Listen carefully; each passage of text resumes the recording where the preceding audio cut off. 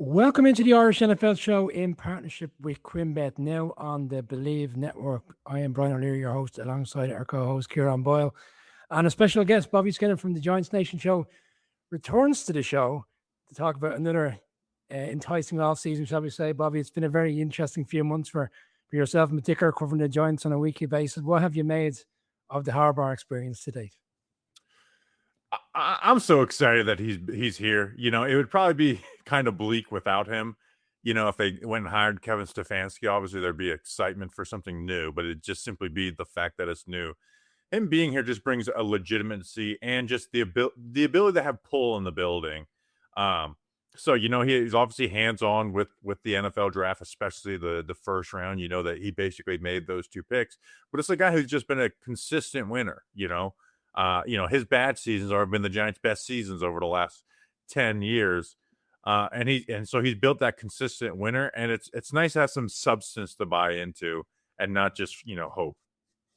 Let's kick off with the draft, because I suppose the dynamics of the draft changed for Giants fans a week prior with Dexter Lawrence being traded, and all of a sudden we're selecting at 5 and we're selecting at 10, and a lot of people were suggesting it was either Bailey or Reese at 2 for the Jets. And when Reese fell out of that equation, there was conversations he was going to go to the Giants. And even when he was selected at 5, I suppose there was the conversation, do we have too many edge rushers? Or how are we going to utilize them? I think Harbaugh, in that particular press conference that night, kind of discussed the fact that he's more likely to play linebackers. That kind of, for you, kind of solidified the pick in the sense of, yeah, he could be arguably the best player in the draft, but it's more so about the measure of how they're going to use him come September in the new season. Yeah, it really comes down to just making Orville Reese a good player in the NFL, because he is supremely talented, right? Just fast, violent, right? That's what we all want in all of our football players. He has the ability to be elite. But the reality is that his best plays in Ohio State were down on the line of scrimmage, where at the off-ball linebacker spot, he certainly had really good plays, but he didn't consistently flash the way that he did when he was on the line of scrimmage and he was able to just move forward. But for the Giants, like you said, I mean, the Giants, I try to not put need too much into my drafting, but like when you have Brian Burns and Abdul Carter, like you should feel pretty good about that spot. And then you add on Kayvon Thibodeau to the mix, and then that's your strongest position on the team. So I'm glad that they just said flat out, hey, he's going to play linebacker. It doesn't mean he's going to only play. He's not going to play the same exact role as Micah McFadden. They're going to put him down the line of scrimmage and let him do some pass rushing stuff. But I like that they've just declared a role for him instead of being like, he's going to be a little bit of both and we're going to try this. Like, no, he's a rookie in the NFL. Let him focus on the position that you plan to have him play long term, and then add things as you go. Yeah, just want to touch as well on, obviously you were a big fan of the Maui Noah pick, monster at Miami. People forget that, he was out there blocking for Cam Ward and I don't want to say made Cam Ward, but he made his job a hell of a lot easier at Miami. I know you're a big fan of Maui Noah. Just thoughts on how you see it working. I know they're looking at putting him in at right guard, ability to cover right tackle if needed, but it looks like right guard is going to be that spot. Yeah, and that's another good thing by the John Harbaugh is like just saying, hey, this is where guys are going to play. Don't remove the doubt. Just say, but he's going to play guard for us. I really liked Maui Noah, and I had him as a guard this whole time. Right, if I was the Arizona Cardinals and I was dead set an offensive lineman, I would have probably wanted Maui Noah to play guard for me. Maybe you let him try tackle, but I just think he's a better guard in the NFL than he is a tackle. And that conversion of tackle to guard in the first round is just much more common than people make it out to be. Where what's not common is having a guy who just has played guard consistently in college and then being a top 20 pick. Like a Vega Ioane is the outlier for the first round of the draft. So I just think he's a guy who can anchor that guard spot long term for the New York Giants. And the Giants need that. They need somebody on the interior that can be a part of anchoring that line long term. Andrew Thomas, injury prone. He's getting a little bit older, right? He's not old yet, but he's getting older. Jermaine Illuminor, right? He's another 2 years here.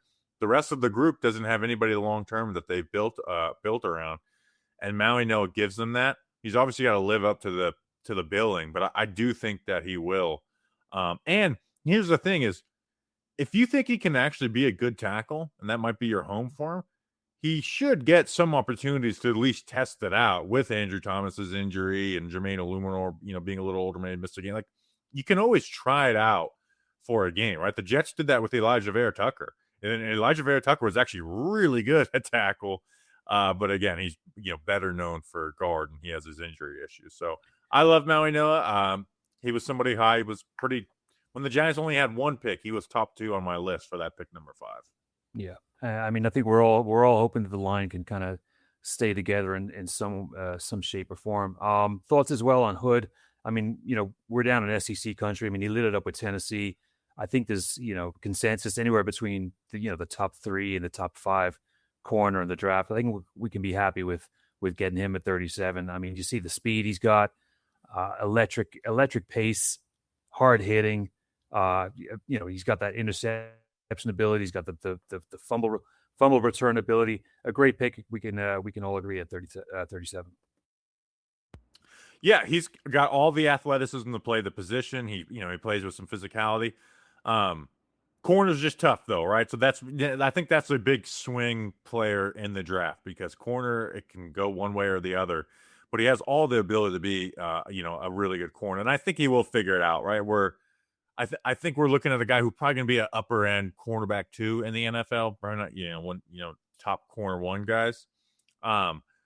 It's just, but again, he's got to figure it out. So corner is one position though that where I am, as much as I like a guy, I am very much like, all right, let's see how it looks in the NFL, because you truly are judged on 10% of the plays.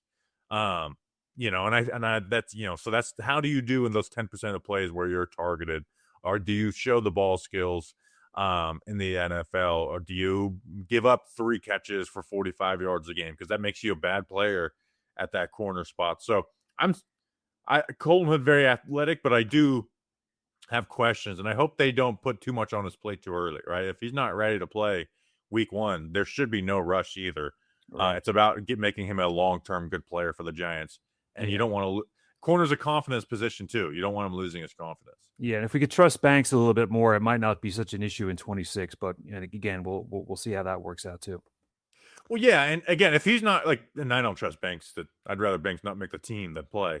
My point of view is Colton Hood is, I don't even want to measure him against Greg Newsome year 1. I want him measuring against himself. Like, are you comfortable of him going out there and being a starter week 1? If the answer is no, I just give Greg Newsome the edge there, right? Let him do that while Colton Hood, grows and develops. Eventually, he's going to play, and he's the 37th overall pick. He's not going to sit the entire season. He's going to play this year. But I would be focused on just his growth and not as ready as get him ready for week 1 type of player. Bobby, in a draft where there was a lot of speculation the Giants would move back to try pull some more picks in, bearing in mind they didn't have the original 3rd round pick. They move up for Marky Fields, and I know there's talk about compensation picks coming next year, and they forecast they'll get a 4th round, which is why they felt comfortable moving up. Do you think that puts more pressure on him going in, the fact that they had given away picks to get up the board? Where do you see him? I know, again, there's conversations that they really need to find a wide receiver in this draft. Where does he stand in terms of your profile, the wide receivers you were kind of earmarking coming into the draft? Yeah, he is going to be judged a little heavier because of the picks. I mean, that's just the reality of it. I saw a graphic the other day where over the last 4 years, only 2 teams have had less picks than the Giants. And one was the Broncos, which, they were suffering from the Russell Wilson trade, where, they didn't have, I felt like they didn't even have a 2nd round pick for a couple of years. Now they've turned it out pretty nicely. So I had him as a high 3rd, right? And that's exactly what he was, a top half of the 3rd round player. I think he's a very good fit with Jackson Dart, right? His ability to go above the rim. Like there's not a lot of quarterbacks who just default to the deep ball sometimes, and Dart does, but sometimes it'll not fall a little short, but just kind of lag a little bit, where Fields goes up and makes those plays consistently. So he's a good fit. The issue is I don't know if Fields is like a consistent 800-yard receiver in the NFL, and when you trade up for a guy like that, it feels like that's what you want out of that position, right? No delusions of being a wide receiver 1 or anything, but a guy who is just your flat out wide receiver 2, And then when his contract is up, you're signing him again to be your wide receiver too. So that's the thing, is he's always going to be judged a little more harsh because of the trade. But I'll look at I won't, right? I look at him individually as a player. He's a good fit for Jackson Dart. I'll just try to jump in on that as well, because the analytics in the lead up to the draft, in particular, we're talking about his combine speed, but then John Harbaugh dismissed that at the press conference immediately, saying that's not a true reflection of the player. If you look at his tape, he can actually do the speeds. Are you comfortable with that? Do you think that's a fair piece, that they will try use him, not necessarily as a full speedster down the field, but if they are throwing up, he can go and take it in? He's got good build-up speed. Like he's not this like long downfield lumbering, and he actually smooths pretty smoothly for a guy who's his size. The issue is he needs to start doing something as a route runner, because he doesn't separate. Like that's the route. He just doesn't separate, and he doesn't even do like the little things to help him. Right? I did the film review on him, and it was just slants. It's like, dude, you're 6'4".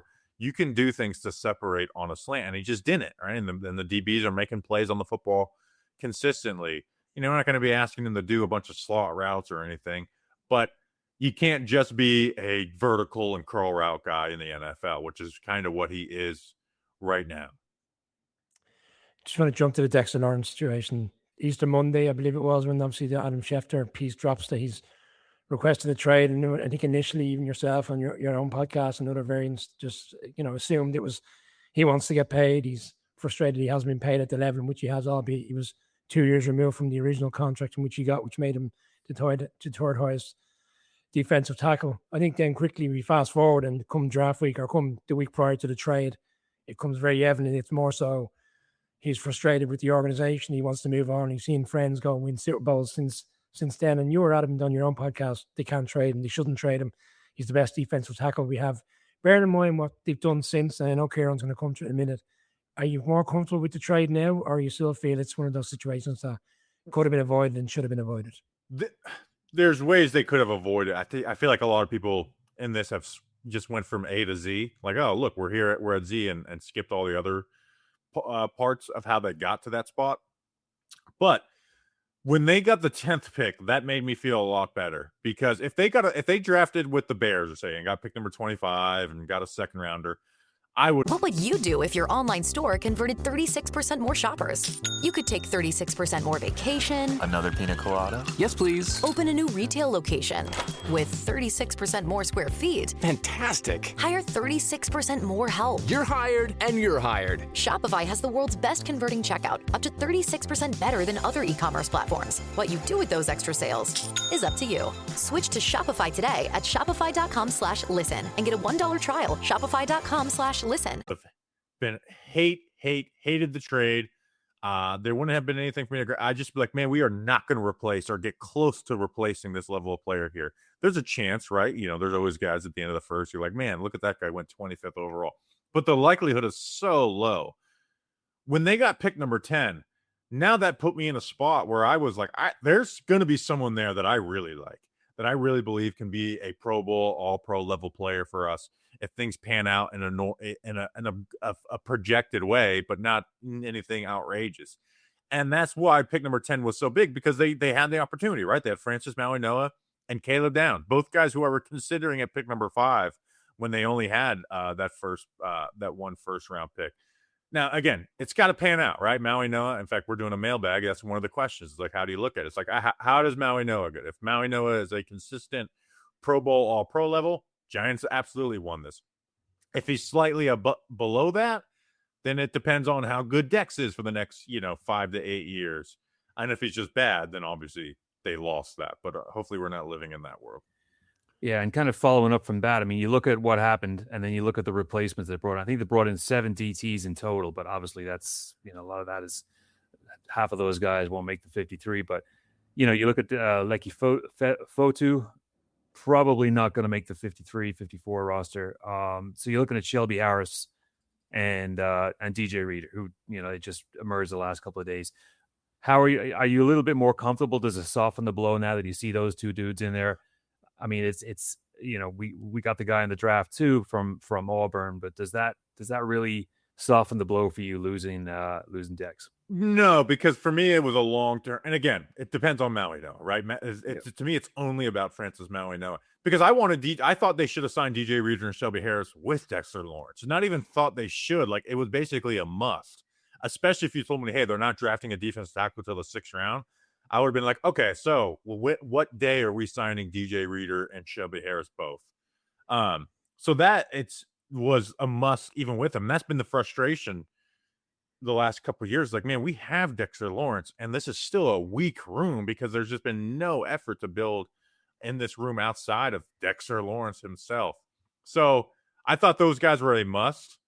Now when I look at it, it's like, man, somebody's got to step up as the third guy. You guys are hitting good questions because we're about to do a mailbag where I'm hitting a lot of this stuff. Shelby Harris and DJ Reader will play, if they're fully healthy, will play 50% of the defensive tackle snaps available. That means 50% has to be taken up by Darius Alexander, Roy Robertson Harris, Bobby James, and the rest of the group. They desperately need somebody to step up as that third guy because the third guy is going to be on the field just as much as those other guys. What we've seen from Alexander in his first year, do you think there's sufficient evidence, footage that he could step up? No, but I have hope. You know, he was a first-year player, and a year 1 to year 2 jump is not anything crazy. Year 2 to year 3, I think that's where it's like you're putting a little too many eggs in the hope basket. But Alexander has potential, right? He's got the length, he's got the athleticism. He's just got to put together as a run defender. He wasn't a very good run defender even at Toledo, so I'm not putting. But as a pass rusher, maybe he can be that guy. But I'm not banking it. Like I think Darius Alexander's first year was a real struggle. I don't see some of the flashes that some others saw, and if there are flashes, they were very minimal. And so I'm treating Darius Alexander, if he's good, as found money, right? He's certainly not someone you want to kick off the roster or write off, but I'm also not banking on him either. But we want to take a little sidestep into, there's been all the talk about Harbaugh. I want to talk a little bit about the impact of the new coordinators. We'll start with Nagy, former Bears head coach, did some work with the Chiefs. It got stale there. Rumors of kind of discord between him and Mahomes at the tail end of that relationship. Do you think it's a good pickup? I mean, he was mooted for head coaching positions at a couple of places, Tennessee, things like that. Do you think it's a good pickup, and is it something that Harbaugh can align with on the offense? I truly do think sometimes we say stuff and it's just like, this is not how it works. I truly do think the offensive coaching staff is going to be extremely collaborative. And I think Nagy is the personality that will live with that, where some guys are like, no, this is my way. This is the way we're doing it. Having Greg Roman there to help with the run game, I think is important. Brian Callahan with the passing game, Matt Nagy bringing over, I think that's good. And then Harbaugh, I think, is going to have his hands on the offense more than people realize, building it out for his vision. So now, granted, I don't love Nagy as a play caller, right? Nagy by himself. And if the offense isn't good, guess who's going to be the first scapegoat for the New York Giants woes?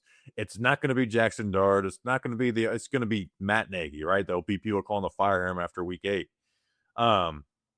And hell, maybe Harbaugh, shown he's the willingness to do that if he needs to, not week 8, but after the season. But I truly do think it's going to be a collaborative process between Nagy, Greg Roman, and then Brian Callahan, and even John Harbaugh to an extent. So again, they got to make it work. But having Greg Roman there for the run game makes me feel a lot better, because that's probably my biggest critique of Nagy. Is man, the run game is just pathetic, and there's not an emphasis put on it at all. Yeah, probably what concerns me the most is probably the output in his second stint with the Chiefs. 23 to 25, they were just averaging 21 points per game. That's you don't want the Giants putting out those kind of numbers in 26 or even going forward. Even with the he's the prototype that scares me as an OC too. Is the coach who has been with one guy his whole career, gets a head coaching job, fails, and then runs back to the same. He's only coached under Andy Reid. I want my offensive coach to be pulling from this place and this experience.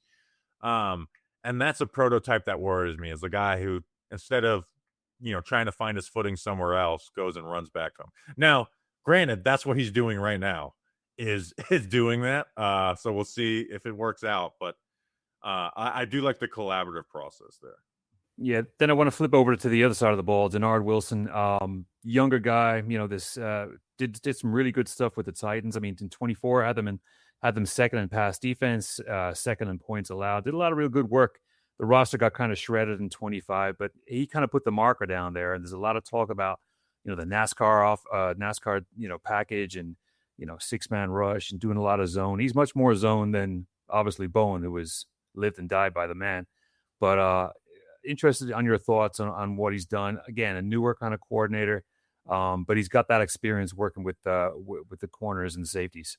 Yeah, he didn't have good results in Tennessee, but I like Denard Wilson quite a bit. I think he comes from he spent a year with John Harbaugh, and Mike McDonald. He coached under Gannon with Philadelphia before he went to Arizona, and then he got to do his. He was who was the other coach? Todd Bowles. He was under, and even Greg Williams. So he's like I just mentioned, he's a guy who's pulled from basically a ton of different flavors of defense, and I like the way he just changed his defenses up. He wants to change the picture. So I like Denard Wilson, and the question is, does he have the talent to make it really good? Probably not, but I do like Denard Wilson. We talked with people in Tennessee as well too, who are basically like, man, he had nothing to work with. And I know I have been harsh on the Giants roster over the last couple of years. There's probably like 2 rosters who I could point to and just say flat out, those are way worse. The Titans have been one of them. I mean, their only defensive player who was just certifiably good last year was Jeffrey Simmons. Like, is there another guy on that defensive roster who you would just say, that's a really good player? Not like the fan base is excited about him or showed flashes, but just flat out really good player. I think Jeffrey Simmons is the only one. Bobby, it is refreshing, though, that we're talking about the number of coaches that have tried their hand, the head coaches in the league. Like John, obviously the utmost respect for John Harbaugh, that they go on and work for him, probably with a sentiment that Harbaugh said, if you come and have a really stellar year here, you might get your opportunity to go elsewhere very quickly and become a head coach. I mean, we're only a couple of years removed from head coach falling out with defensive coordinators and other various different coaches being walked out of the building. All of a sudden, we have a structure around us where you've got really kind of stellar coaching involved. As you say, collaborative sessions in all likelihood, but it kind of signifies where we're at with Harbaugh. Yeah, and I'll say this with Matt Nagy. He won't be the Giants offensive coordinator for long. He'll either get another head coaching gig because he did well with Jackson Dart, or didn't go well and the Giants move off of him. So, I don't think we have to worry about, 4 years of some bad OC or something, because John Harbaugh is going to get a nice long runway no matter, what this team, I won't say no matter, but he should get himself a long runway with this team. So, yeah, and then like you said, you brought in Callahan, former head coach, Nagy, the former head coach, Greg Roman, not a former head coach, but very experienced and obviously knows the Harbaughs very well. And then Denard Wilson's not a head coach, but someone who I really like a lot. And the running back coach has been I think he's the head coach like 5 different college teams. It was FSU, USF, FAU. He did the whole Florida tour. And I'm going to say South Florida, Kentucky. I think Eastern Kentucky, he was the head coach as well, too. We kind of brought him up a little earlier. He's like that bad smell that kind of sticks around, Banks. I want to talk about him first. Do you think, we saw him towards the tail end of the season with, kickoff returns and punt returns and all that kind of funky stuff just to get him on the field. But obviously declining the 5th-year option, that's got to be it for him, that you got to think long-term with the Giants. Yeah, like you said, if they want him returning kicks, go for it. But playing corner is just not going to happen. Like, every excuse has been like, give me the excuses, man. We didn't play enough man. What are you talking about? Shane Bowen, boy, that's all he did was play man. Yeah, they didn't live and die by press man. But like, okay, the Wink Martindale scheme, he looked better in. Sure, a little bit. Like, I think his rookie season was very much overrated. When he had to cover wide receiver once, he got burnt. But that's a system that helps the cornerback 2 out a ton. And that Shane Bowen is not some like true blue man coverage defensive coordinator. He just didn't trust their guys to do the right things in his own coverage. Granted, I don't think that's an excuse for Shane Bowen being a bad defense coordinator at all. So he just doesn't fit into any of the plans. Great, like it's Paulson Adebo's corner 1, Greg Newsome and Colton Hood will battle for corner 2, and then Drew Phillips is in the slot. Deontay Banks has been terrible in man coverage, zone coverage, and run defense. I just think there's no use for him on the defensive side of the ball. Yeah, agreed. And one other, JMS. Not a lot of talk about him, even with the draft. Obviously, the Giants weren't going to sniff on the Linderbaum move, but it's again, the jury's still out on his effectiveness. I mean, he's a serviceable center at this stage, I think we can say. Do you think he can be that kind of captain of that O-line going forward for another 2, 3, 4 years even? I mean, he's put on a little bit more weight, but does he have that kind of gravitas to lead a line a la Sean O'Hara or somebody like that? Yeah, I mean, I definitely think if you're keeping the tackles and Francis Mauigoa, and then you look to upgrade a guard, yeah, absolutely. If JMS is your 5th best blocker, I'm sure, because he's smart. Like he has the mental part of the game down. He's smart. He's a hard worker.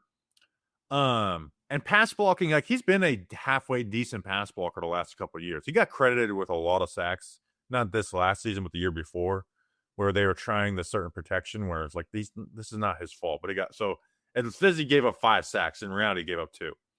Anyways, they're just, when you watch him in the run game, it just gets knocked back consistently. Right? I was doing the DJ Reader film breakdown, and I did the Giants game first. I'm like, man, DJ Reader is still dominant. And then I watched his 4 more games of film. I was like, still good, but JMS, he that was a game he dominated. So you can get by with him though. I'm not investing like a big, like if they sign him next year, it's 2 years for $12 million or something like that. And that's kind of he is what he is. I mean, he's gonna be 27, 28 years old this year, maybe even older than that. He was 20, I think he was 25 as a rookie. So if he's your 5th starter, yeah, but I also would try and upgrade as well too. Like I want Marcus Bowe to play center. I know the Giants probably aren't going to do that, but I would want to try it with his athleticism. He's another guy who's just a high IQ player. It's something that I think would be worth giving a shot at least. Bobby, where are you on the wide receiver room? I know they bring in Austin, they bring in Mooney, kind of prove of players. Neighbors injury, we're not really hearing a lot in terms of if he's going to be ready for camp. Slayton is underachieved, shall we say. And then you look at what Baltimore in particular done under Harbaugh with Mark Andrews and likely coming in. And we're going to see more of a pivotal role in Theo Johnson, likely in the tight end room to accommodate the wide receivers in terms of the offensive scheme. Yeah, I know everyone always wants to have like the best receivers in the NFL. I kind of like the Giants receiver room. I'm pretty okay with that. Like Malik Neighbors is a great player. If he's missing the first couple games, sure, but the overall, I like Malik Neighbors. And the second wide receiver, I mean, they've put together a nice little battle for that, right? Slayton, Mooney, and then Malachi Fields is the rookie, right? Mooney's put up 1,000 yards before, I think twice. Under Nagy. That's happened. Yeah, there you go. Slayton is coming off of probably his worst year, but hopefully he can bounce back to some level of competence. But if he doesn't, then you have Darnell Mooney there, and then Malachi Fields, and then Calvin Austin is like a decent slot on a team that's not going to use the slot as much as they did. And then, like you mentioned, Isaiah Likely, good receiving tight end. Like he's a flat out good receiving tight end. Theo, I think, is a good fit with Isaiah Likely. It's just stop dropping the ball.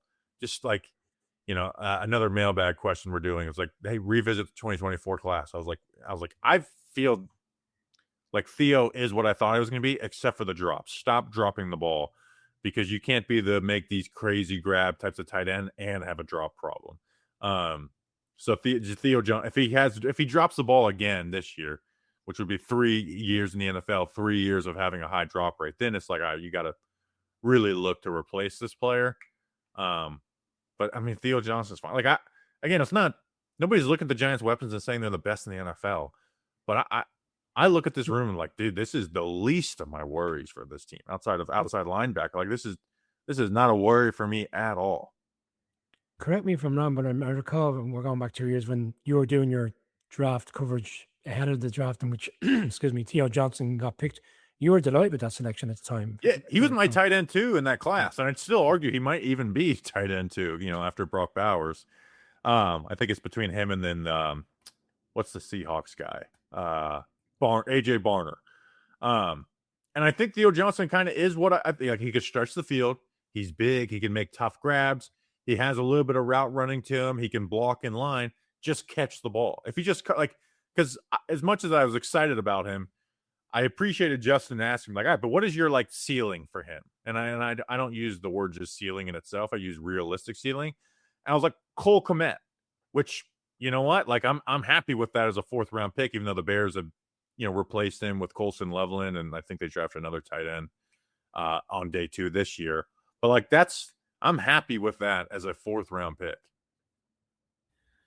And then we'll touch real brief on the running backs. There was talk, obviously, and it just ended up being talk about Love possibly, going to the Giants, and we know what happened there.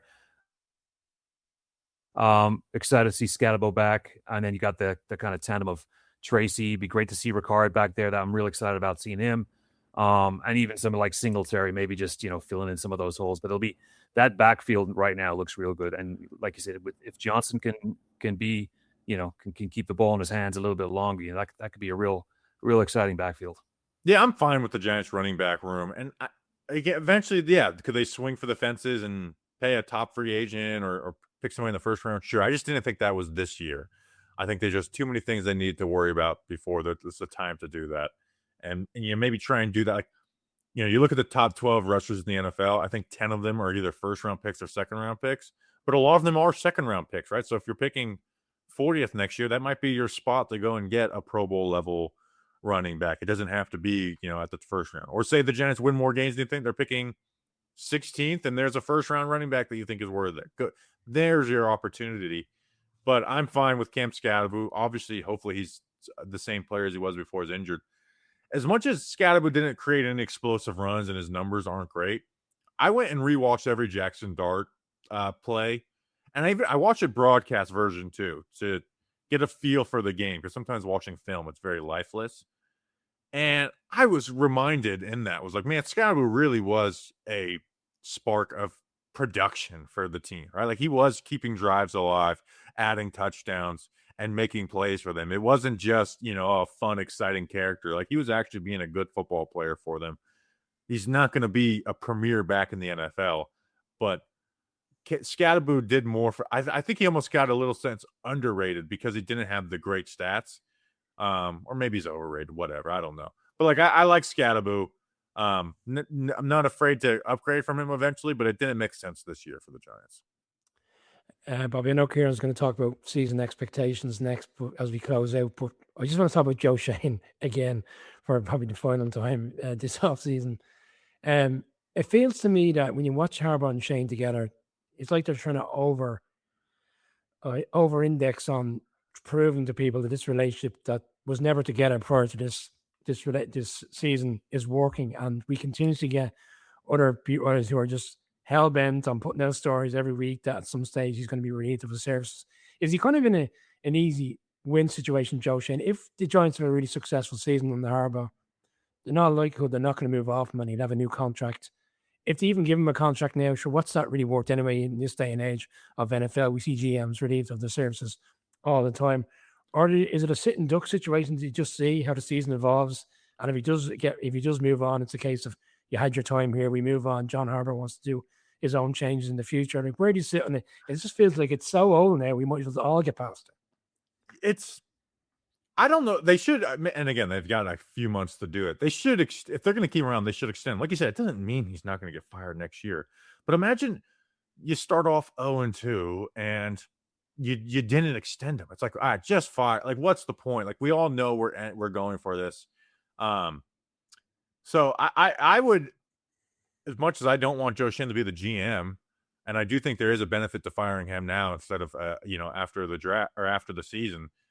Like, if you're gonna keep him, extend him, right? Allow him to do his job with confidence for the next 7 months on the job, or at least the next 4 months when it really matters. Allow him to do his job with confidence. Be able to have some boost of confidence in the building, because leaving him as a sitting duck, I just don't think it helps anybody. And if the season does go well and you give him that extension, then he doesn't have to worry about like a surprise, like, hey, I know we went 9-8, but we still don't really believe you as the GM. We're moving on. So I would just extend him. I think that's best for all parties if they're going to keep him. Do you buy the conversations that we keep seeing about how they're in lockstep together with the whole draft strategy? No, I don't buy that at all. I'm sure Joe Shane is willing to do what John Harbaugh says, but lockstep, John Harbaugh loves this guy so much. Shane, like, I don't buy that at all. Not to say they can get there, right? Like, that's not impossible, but I don't buy that at all. Bobby, just to wrap up, we're not going to ask obviously for a record prediction, but I guess the better kind of question is level of confidence based on the activity over the last, we'll say, 4 or 5 months since the season finished, with Harbaugh coming in, the draft, free agency, just kind of vibes going into 26 as opposed to other years. I mean, obviously, that can all get dashed within the first game of the season. Hopefully, I don't think we're going to play the Cowboys game 1, which is great. But, wait, do you know who we're playing week 1? No, but I better not be the Cowboys because I can't go through that again for a couple of years. Okay. No. By the way, NFL, release the schedule. We want to know where we can go, especially now they have all these international games. Like, let's people make plans. I think they're still negotiating. They're still talking Netflix and Google and everybody else. Gosh, it'll be enough money. Let your fans, make their plan. I am desperately waiting to make my plans for the NFL season. And the NFL, it was already, it should have been released in March. Yeah. And they're still pushing it back. Well, the streaming world is killing us. Last year, Bobby, I flew from Dublin over to New York 7 hours on the day of the Eagles game. Me and Ciaran did the Eagles game on the Thursday night. I remember.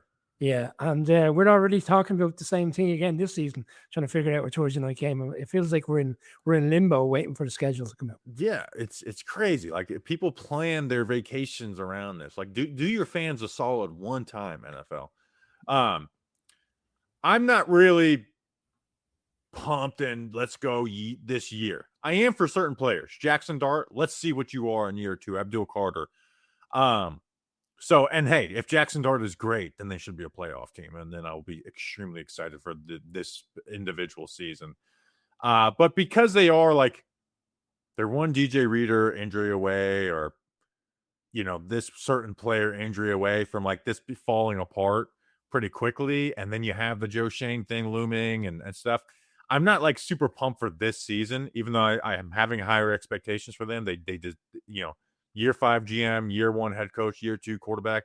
You got to have some expectations to win some damn games. But I'm more excited for individual players. And I think Jackson Dart being the number 1, because rookie year should be a pass for a quarterback if he does bad for the most part. But Jackson Dart wasn't bad, right? He was good, but we don't want to repeat that production every year. So he's got to make a step forward. So I'm super excited for Jackson Dart. The overall team, I don't know, win more than 7 games over the last 2 years until I could start buying into the individual season a little bit more, right? Like, I understand they're close. I got to see it, man. I've been burned too many times to get super pumped for it. Now, I'm always pumped for Giants football, no matter what the outlook of the team is. But I'm not going into this season being like, man, this is going to be the year where we really turn it around. I hope it's year 1 of that with John Harbaugh. I'm pumped for John Harbaugh, Jackson Dart. But there's a lot of other things that I'm worried about being one injury away from being a total issue that just loses games on its own. Bobby, I hope the next time you're back on, we're actually talking about a really successful Giants team. Giants fans in Ireland, Europe, UK, Giants Nation show, Bobby Skinner and the Football Grump, throwing the collab with Jordan Rannon to do a great piece every week. You should check it out. I got to finish off one because you said that. Go on, go for it. And I know you guys are similar. I am dying to be a homer of this team again, right? Like, sometimes I'm like, man, I'm analyzing this trade and this guy's year 3 expectations, and I feel like a bummer sometimes. I want to get back to where I am just a cocky Giants fan. And I was like, you know what? Remember the feeling I had the third quarter of the Broncos game after that Eagles game you guys went to, and then the Giants were whooping up on the Broncos? That feeling was a feeling I had not had in a long time outside of the playoff game for the Giants. Get me back to that feeling where I'm talking trash to other teams' star players. We're going into games thinking we're going to win no matter what. I so badly want to get back to that instead of talking about firing this guy or extending it's just, let me get back to winning games. I desperately want it. 7 games over 2 years, 3 of which weren't even enjoyable because they were the last 2 weeks of the season, is not fun. So let's get back to having some fun as a Giants team. Ciaran, I'll give you the last word. It was the Thursday night game. They go and beat the Eagles. We go and have a great night out in Clifton. 10 days later, we're playing the Broncos. Third quarter, we're texting each other saying, this team has players. We can go and win games comprehensively. And then the world comes caving in. I'll let you close it out. Anything to say about that particular piece? Oh, geez, that's just brutal memory. I mean, then it just capitulated from there. I mean, you just couldn't trust any kind of lead, and it's PTSD. It's fear of sitting there for the last 5 minutes. It's a brutal feeling. But like Bobby said, I mean, where I am, it's probably the same with you, where you are in Central Florida, Bobby. There's Giants fans everywhere. If I wear my Giants shirt to Publix or the store, they're everywhere. And I just want to have that camaraderie again and talk football with guys that are out there, because it's a great feeling. And I'm more encouraged this year, obviously, with Harbaugh coming in, but it's got to be us getting back to where we were and just playing good smash mouth defensive football, winning games. Winning get games. Get us back to winning, Yeah. Where it's like you said, like, yeah, I see Giants fans, but I really like, what's the conversation starter? I'm like, you know what? They probably win a Giants hand. They're not as plugged in with the team because they're bad. Where 10 years ago, it's like, dude, Eli freaking, that fourth quarter comeback or whatever. It's kind of gotten away where it's like, I don't even know what to talk about with the casual Giants fan outside of Jackson Dart. Let's get it back to where it's very easy to talk Giants football. The buzz is back for Giants fans. John Harbaugh is the head coach. Check out our other podcast this week where we did discuss a really successful team, the LA Rams, and whether they can run it back and play another Super Bowl in SoFi this season. That is also available in your podcast feeds. Well, for now, that is the Irish NFL Show.